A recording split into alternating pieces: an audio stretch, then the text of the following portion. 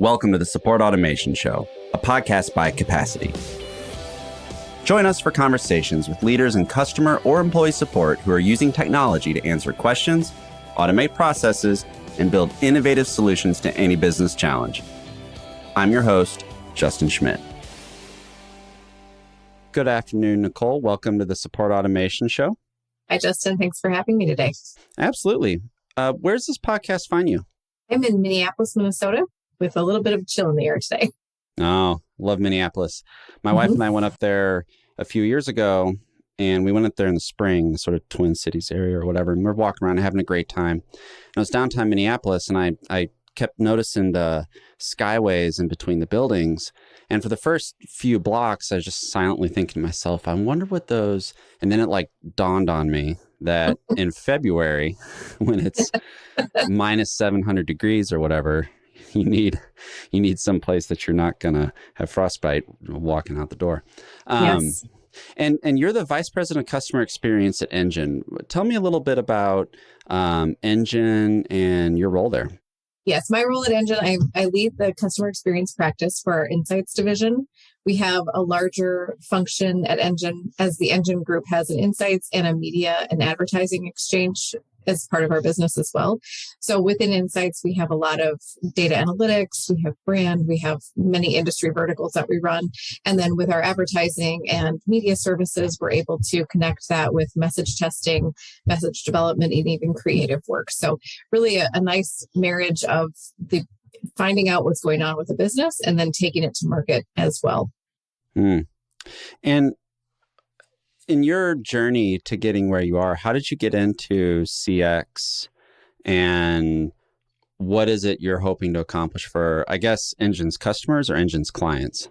Yeah, so more holistically, I want to help make the experience everybody feels better. I think we're all customers and we're all clients in some capacity in our lives. And I started my career in jobs you do to get through school as a customer service agent. So I was on the phones answering calls 100 deep in queue, and the metrics you're measured with were get them off the phone as fast as you can. And I never appreciated that. I never liked that. And I didn't use that in my own practice. As luck would have it, and as my career has evolved, getting into research and going through being on a client side of the world and managing primary data collection and research and insights for large firms such as Blue Cross Blue Shield in Minnesota and at Optum Health, getting through that piece of it and then coming to the supplier side, eventually landing at Engine here, leading the CX practice.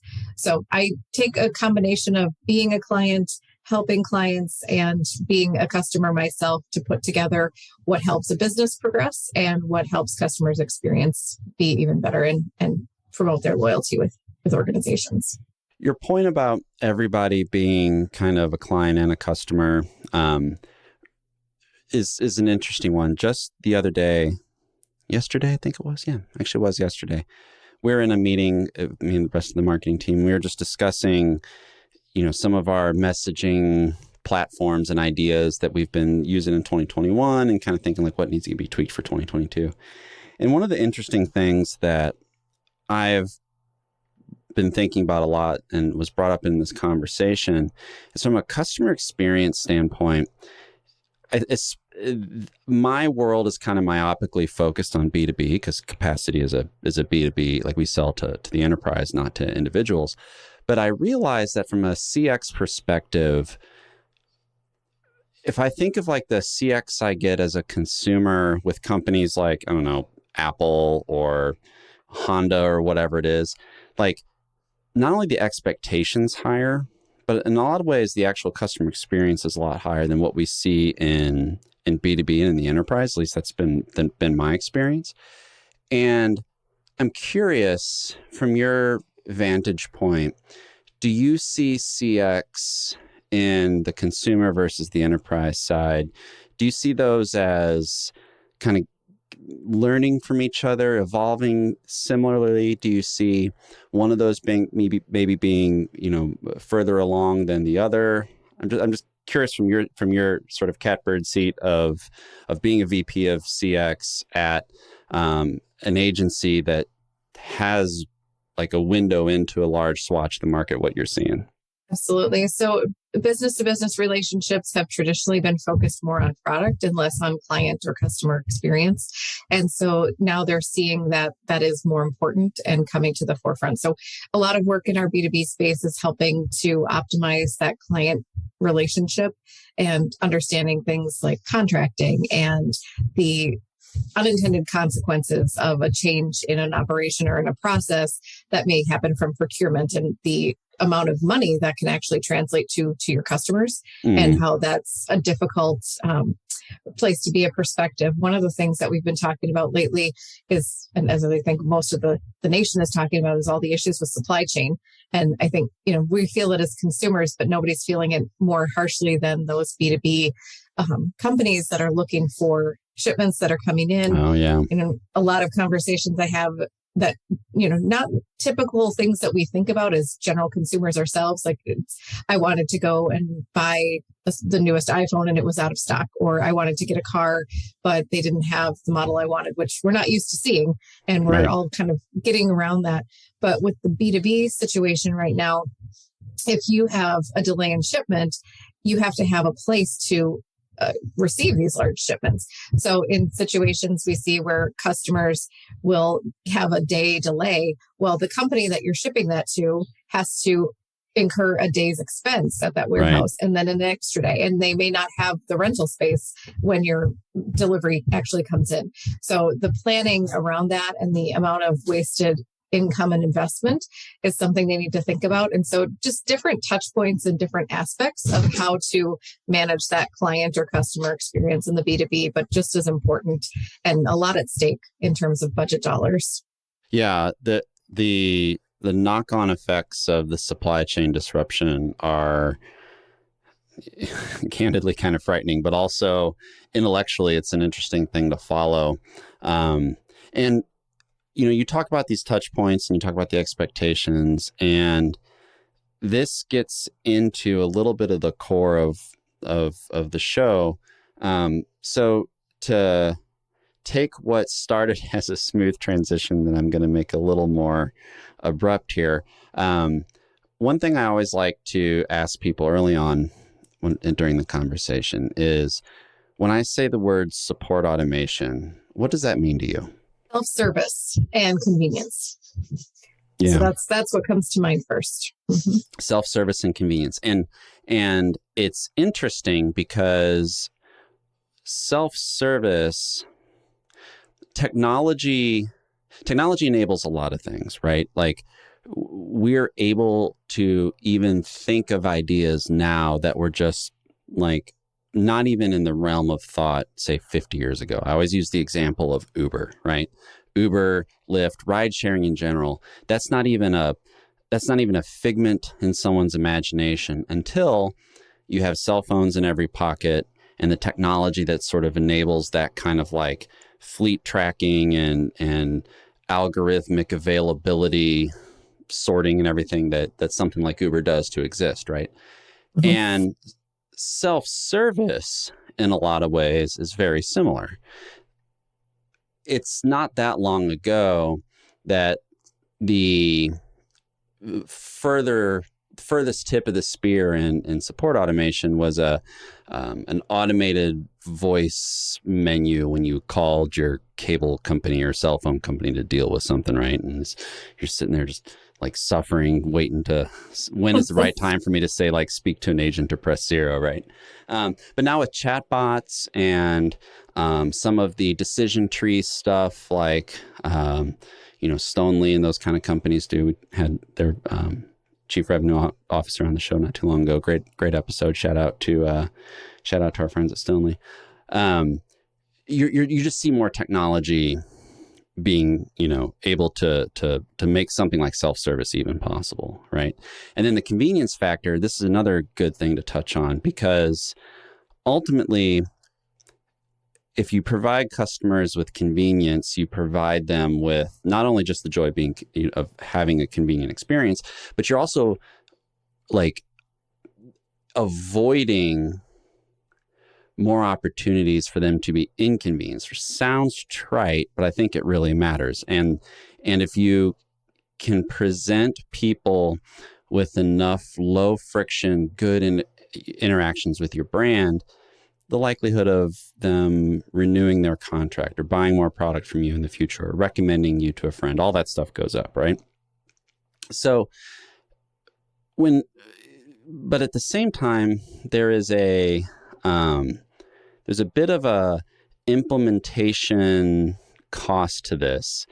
And this goes to what you mentioned in the show notes that I thought was very interesting. And that is like technology opens up job opportunities rather than eliminating positions. Because when you talk about automation, it's robots in the factory. It's AI doing accounting versus humans, all sort of immediate things that we sort of jump to. But it doesn't have to be scary. I would love it if you could maybe talk a little bit about what you meant by technology opening up new job opportunities rather than eliminating positions. Absolutely. So in the case that a company is going to do a digital transformation or bring in a new piece of technology, what they should be doing is having an open dialogue with their employees to let them know that their job is not at risk. Their expertise and their knowledge about what they do and how they perform their job function will be needed. What they would like to do, and hopefully more companies than not feel this way, is to really upskill their employees so that they can have new opportunities and grow. And then that keeps them more interested in their job. It gives them more opportunity, internally, more self-satisfaction, builds morale. And so then they become an expert at something new and have the opportunity to go out throughout the company. A lot of education is done through tuition reimbursement. Sometimes it's you're taking the classes, you want to leave that job. In these cases, you can have a mentorship track or an internal track that helps you to go out of a situation or, not see something as maybe a dead end or limited. There's a ceiling you hit in your position. So you don't have to leave the company. You can stay within the company and get more experience and exposure through other ways of working. And technology coming in frees up people to do less remote, kind of mundane day-to-day tasks and use higher level functioning and have that in their day-to-day opportunity. Yeah. And there's also those day-to-day opportunities to initiate sort of higher function work, right? This is a great theme in support automation, and one that I like to touch on with every guest we have. There are both internal and sort of customer facing opportunities for that to be expressed, right? What maybe it's I don't know, the questions that do make their way past the chatbot, past the knowledge base and into the on the phone call with an agent. Those theoretically should be the thornier issues that require some human intervention, right? On the internal side, maybe it's less time doing rote, repetitive tasks and more time diving into something a little deeper. How do organizations, and how would you advise organizations to sort of like identify those aspects of the customer experience that are impactful and like what to tackle first with some of that bandwidth that adopting technology opens up? Absolutely. So our process goes from start to finish and looks at what are those key touch points. And we do that through surveying customers. We also look at comments on social media. I always say the more inputs we have, the better the picture is of what's really going on with customer experience. So your customers are talking about their experience with you. You may not be listening or you may not be plugging into the right customer. So social media, customer service call scrubbing and themes for sentiment is another way to know what's going wrong and what most issues are. Most of the time we can look at that and say there's a process issue and diagnose the problem and address that without even having to reach out to the customer base. When we look at overarchingly, what are the most important aspects of the experience, we start with mapping the customer journey to make sure that we have all of those touch points. And then we go out to a select sample of the customers to ask them their performance of the brand on each of those touch points, and then also what they find most important. So we do stated versus derived importance and can look at what people say matters the most to them, but then also how does that touch point and the performance on that touch point impact their experience and the overall rating they give the brand. So that's how we get at what's most impactful. And then we couple that with the performance. So when the performance is low and the importance is high, stated or derived, we look at that and say, these are the areas that will make your experience better, which we know leads to stronger loyalty. So that's how we prioritize what to work on first. Very interesting. And this question comes from a general and real place of curiosity here. In terms of those customer questions and the surveys, I assume survey methodologies and stuff that you all use with customers, in your career, how have you seen automation and maybe AI sort of enter into that realm and and enable folks such as yourself to get those insights? Is it because as far as I know, we don't have AI writing survey questions quite yet necessarily, but maybe teasing out insights and data. I'm just curious kind of where you see the role of automation and AI in the actual feedback gathering process. So software as a service companies are out there and doing a lot in CX specifically. Maybe heard of Medallia or Qualtrics. Oh, yeah. Those are key market players. We partner with those players and put results up on platforms and dashboards and help our clients to use that software. What it does is it allows more time for the insights generation and what do you do with this information now that we have it. So whereas it could have taken 3 weeks to collect data, have an analyst run tables, and then put together a PowerPoint report, we can collect data right in through the tool. We set up the analytics on the back end of the system so that as the responses come in, they're tabulated and then they populate onto a platform. So we say real-time feedback. It really is real-time feedback. And the advantage that that's presented is that customers, clients can figure out what's going wrong and resolve that. And typically we say between 48 and 72 hours. Like to even do it in 24, but sometimes the supply demand there is hard. So what happens is if you give a negative rating, then you're giving permission to get a call back. We have somebody who's scheduled to review all of these negative experiences and do something for the customer because we don't want to leave a bad taste in their mouth. And we'll proactively address, oh, thank you for telling us. We didn't clean up after ourselves after we serviced your vehicle. Why don't you bring the car back to the shop? We'll give it a full detailing, no charge. Those kind of things are supported by the software as a service. It also uses AI so that we can have open-ended comments. When you say, how likely are you to recommend a service on a scale of 0 to 10? You might give a 6. What does that mean to you? Usually it's followed with an open-ended question. Why did you give us that rating? Mm-hmm. And so if you can imagine, a transactional survey is every time a customer makes an interaction or a purchase with you, we offer them the chance to take a survey, tell us how it was. And if it was bad, we follow up with them. Well, that can easily multiply to hundreds of thousands of comments that a human cannot sit and read through. So to be able to do the insight piece of things, we have AI with text analytics that will go through and code for themes and sentiment and easily graph that for you. So you can say, of the people that gave a negative rating, here were the things that they were talking about the most. And that right away tells you this is the area to go after and fix. So it allows that insight generation in real time. And as you fix it, you should see those comments going down and a corresponding new theme would be emerging. So we say, you have your first tier issues that you take care of, know what the second tier are. Once you've resolved the first tier, they kind of cycle down and now they're satisfied. So they're not a key driver anymore because there's not a problem there. Yeah. And you bring up an interesting point about sentiment, right? Because this is something we at Capacity look at too. Is one of our marquee customers is a big university here in the Midwest that has both a decent sized in person, but also a fairly decent sized online contingent.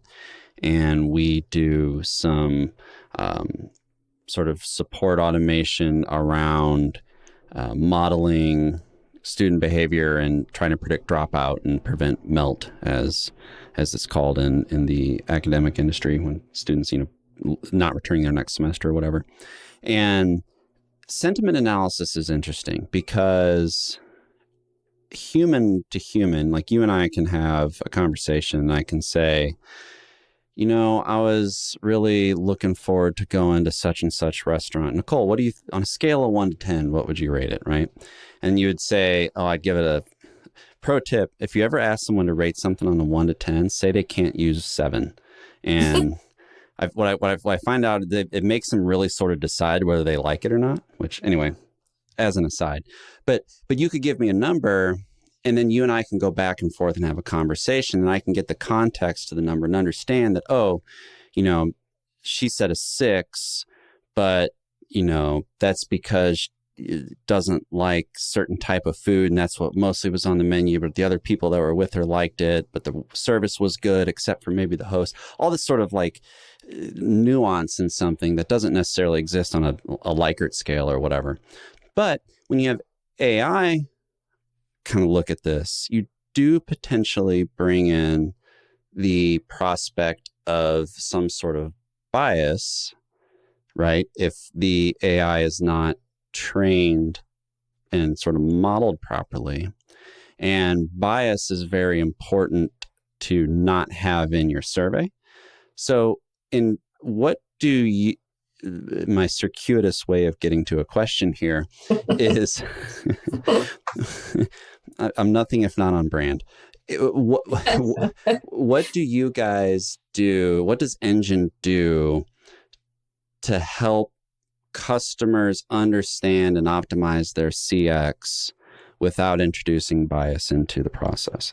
So it really is, in terms of the AI and the text analytics piece of it, we come up with a code frame. So humans start the process, and it's based on frequency, and sentiment is coded with certain phrases. There is an acceptance that 70% accuracy is pretty good, is gold standard-ish. If you hear anybody saying they can get 80% or above in accuracy with AI and text coding, I would be a little hesitant to believe that that's true. What we do is we start with that human coded frame, and then we take a look on a continuing basis and refresh, because what it doesn't do, set up for a frequency algorithm, is not going to find those nuanced things that you might want to look for in white space. Another way that we end up kind of validating our own projects is that Engine has Hives, which is a digital online qualitative platform. And I love to use the quantitative with the qualitative to go deeper. So what we'll do is we ask the question in a very neutral way. It's not leading, no bias there. Just tell us what you think, why you think it. And then when we want to go deeper into certain areas, we can have an algorithm set up to tag and invite people that answer our questions in a certain manner that bucket them into different groups. So you can have a promoter in the NPS scale question type example, and you can have a detractor. They rate the same attributes or touch points, but one, it was really poor scheduling, for example, and one had a great time scheduling. They went in to the repair shop, and on the first time they brought it in, they got in and out really quickly. It was done great. The other person comes in, it took them 3 times to reschedule because of certain issues. And this could be the same shop, and it's just, that's how it happened for the one versus the other. So we ask ourselves, and our clients ask, what is going on here? Why do we have such high ratings? But then there's still a problem. And you can see the detractors will rate the key items much more negatively than the promoters, because that's what's making them detractors. So we go back in and say, what's the root cause? And then go to find that and address the issues. And it could be a staff member, it could be a process, it could just be, a broken phone system. Staffing issues are a huge problem right now with just having enough people to serve the customers. And you're seeing signs, just be patient with us. So we're asking customers to be a little bit more patient and understanding than we had in the past too. Mm-hmm. But back to your, how do you write an unbiased survey? You really don't ask leading questions. You have a hypothesis. You ask around questions around that hypothesis. You need to be able to set up for the, in an academic sense, you need to set up questions that would prove your alternative hypothesis or accept that nothing is really happening, the null hypothesis. So we go in with that type of design. We also make sure that we're not burdening our clients' customers. So there's practices around how often you go back to the same well of people, and you make sure that there's, within 6 months, you're not asking the same person the same questions. That's more in brand type tracking studies. In customer experience, if it's a voice of the customer, that's a transactional project. And like I said, you can go to McDonald's 20 times in a month, and every single time you're asked how your experience was, you don't have to answer every time, but it's there for you. A relationship-based survey would not do that. It would take a sampling of customers from your organization and ask them at various points along their relationship with you. So think financial services. You take out a mortgage. You probably have a lot of interaction during the time you're doing the application, right after you close on your home. And then now you've got about 10, 20, 30 years before you're still in a relationship with that lender, but you're not talking to them as often. But There's ways that they can reach out to you, and should be, so that they can get repeat business and be helping you. So we help them to foster that strength of relationship in the meantime. So we would be asking, what's your relationship like? What's important to you about servicing your mortgage as you're not actively interacting on a daily or weekly basis? Yeah. And until there's some sort of once every 100 years black swan event where interest rates go down to near zero and everyone refinances and yeah. But you bring up a good point, which is you have to design and saying, you've got a master's degree in psychology and you've been doing CX and all sorts of related stuff for a while. So this isn't, wasting my breath saying it to you, but like, you have to design your survey properly. Mm-hmm. And thank you for coming on the Support Automation Show. This is the nuggets we drop here. But no, kidding aside, you have to design the thing properly. And you also touched on this a little bit when you said that if a technology provider says that they can measure more than 70%, or they say they can measure 90% of sentiment accurately or whatever, that you should, your BS meter should go up. That leads me to another question. I think you're really uniquely suited to provide a lot of guidance for our listeners, being that Engine deals with so many. Like you just deal with all walks of life, so to speak. But, I know Engine's a big company with a lot of offices, a lot of customers, a lot of clients. Like, you've seen the good, the bad, and the ugly when it comes to coming into a situation where people have already implemented technology and it's gone south, or have implemented technology and they've made your job easy. They just haven't recognized it yet.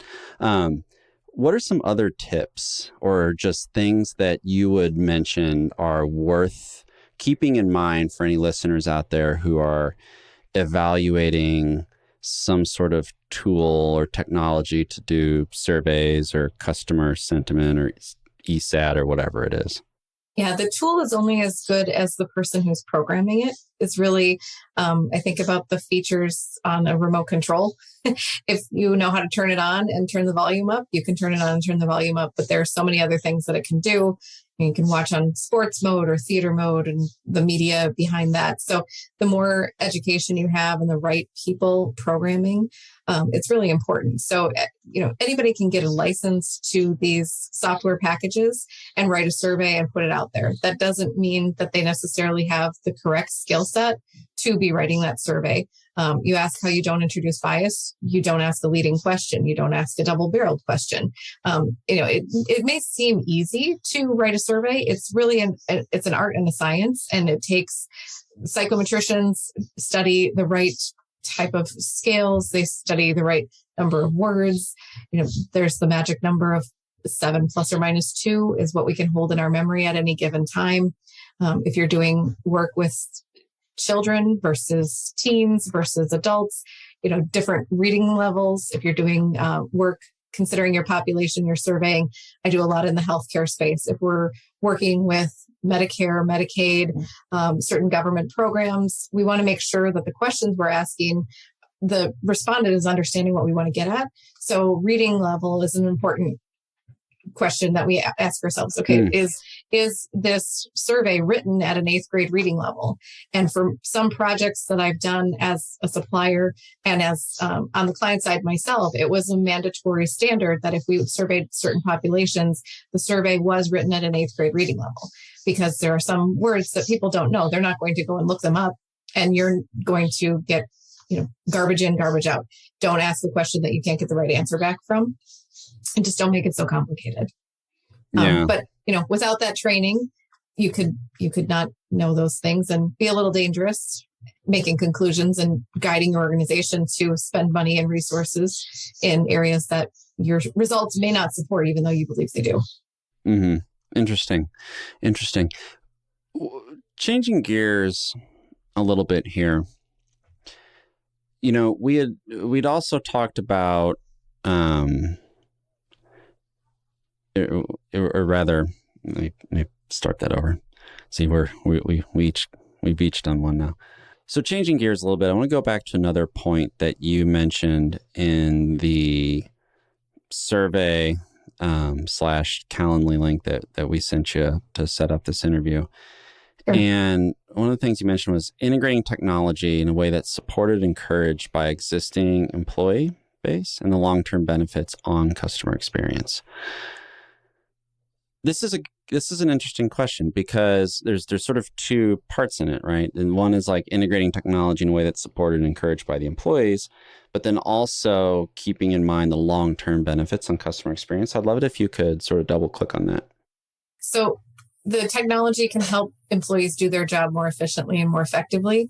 And so, again, coming back to a healthcare example, if you're a customer service representative working for a health plan, you could have a book that's inches thick binder on your shelf with different benefits and different product terms and all of the acronyms that we use in healthcare. Mm-hmm. There could be 4 screens literally at these individuals' desks, and they have to go into a certain system that uses docs or old programming language, and then they have another Windows-based program, and they have to navigate all of these different things. It's very hard to do your job and literally make sure that you have months of training to understand where something is. Mm-hmm. We all went home, and these poor individuals, I remember being a phone rep, and you would have pieces of paper with certain codes and certain facts that you learned that you encountered a lot written on the wall. So a lot of knowledge platforms help to bring all of that disparate information together in one place, but that takes some training and some, employee support of that type of effort, because they like the paper, they like the binders. I've spent 10 years learning where everything is, and I know exactly where the answer to that question is. And now you're going to maximize my efficiency, in air quotes, by putting it all into a new platform that I now have to learn, and I was doing just fine. So, there's that to combat and to sell internally, but also in the end, it helps the client or the customer, in this case, it's a health plan member, to get an answer more consistently. So right. Should they call in and get a different rep the next time who doesn't have the same piece of paper or the same binder or as many years experience dealing with that issue, the knowledge platform has given everybody a level playing field. So it benefits your customer. It makes things easier for that newer representative. It makes the job quicker, hopefully, for the person who's managing 5 different systems and pulling binders down. If they can just click on 3 different tabs, that call becomes shorter. It saves the organization money in operations and handling time. And the queue doesn't stay as long. So you're not waiting as a member 15 minutes to get your question answered. You're maybe waiting 7, which would, benefits everybody down the chain, the business, the employee, and the member or the client. Yeah. And that benefit across the value chain there, from client, customer, supply, just all up and down. That is definitely where, when you gain efficiency from adopting automation technology properly, it's those sort of tertiary and few steps down and a few steps up from where that interaction's happening, that the value is really driven. So wrapping up here before we get to our legendary quickfire round, to sort of land the plane here, when you think about support automation and technology and AI and CX and and in the customer journey, what do you see as being the next big thing, the next important signpost in the future of CX? I think that as we get more into what people need and what they want, it's something that we need to be innovative. We need to be open to hearing more customer ideas and co-creating. So, the customization is kind of goes along with automation in a way. So I was just reading about a Nike store. It's a pilot project where you can go in and design your own pair of shoes at the mall. And you design your shoes, then you go walk around the mall, and 90 minutes later, your custom one-of-a-kind pair of shoes is ready for you. Well, that's really cool. It's really cool. And automation helps that, right? Because they're using technology to assist their design in the store. It's a great customer experience because they're getting something very personalized and unique. And that's, an enjoyable experience, and be the way that they have it set up in a little private booth area in the mall, in the store. And then it's not a long wait time either. You go home with the shoes that you made. It's not a 2-week process. People like to put their own stamp on things. So that, I think, is going to be more so in the B2C space, where we see even more self-customization and with tools to automate, just to help design and facilitate that. I see that happening. In the B2B space, a lot of automation is going to be driven by, where can we make the process more efficient? And the more technology that's put in place and the less manual processes there are, the more efficient we can get shipments out. Everybody gets the Amazon question, do you want to send this in fewer packages? Of course, for the environment, I do, unless I need it for the birthday party tomorrow. Having that opportunity there. But thinking of the large shipments and the rental facility that's there, is there a way to self-serve in that situation with not only the warehouse, but with the shipper and where you're ordering from, and saying, okay, well, I had to cancel this space because it was delayed a week. Now I have a smaller space, so I want to reduce my order. How I can do that in real time without having to talk to somebody who has to talk to 3 other people and maybe get a message down to the docs. It's the machine learning part of it, to know where the sources are, what's the size, what can it take. So if I have the technology to tell me, okay, you can now have a smaller space, you can take this many pieces of product versus the order that you had. So it's eliminating the thinking that you don't need to crunch the numbers yourself. But what I know as the human that's managing all of this is that I need to have the right amount of product in that space. And I can save X amount of dollars for my company by not just waiting another week until I can have the bigger space again. So I can get halfway there. Making trade-offs and being flexible is definitely, right now, with all the fluctuation that we see in the market, something that is going to be critical for customer experience and maintaining a strong customer experience. Yeah, I really like that answer, because on the consumer side, the sort of bespoke to be able to, it's like Build-A-Bear for tennis shoes, but Right. but to like but to be able to have because Nike's had their Nike ID program for a while now, but you go on the website, you wait 3 weeks or whatever, and they finally ship you the shoes. Mm-hmm. This is a much more immediate thing. Like, that could be a pretty spectacular experience of like, hey, I've got this way I want to express my identity. I go to the mall, I go to the Nike shop, and an hour later, like, boom, they're on my feet, and I'm experiencing that. That is a extremely high value interaction between brand and consumer there. And then on the B2B side, you're exactly right. Like, we're going to get better at dealing with, it's like almost like a rising water level in a tank or something. And every few years we can use technology to solve higher and higher order issues, right? And like, the downstream effects of customers and all this are, lower prices, better service, et cetera, et cetera. Absolutely love it.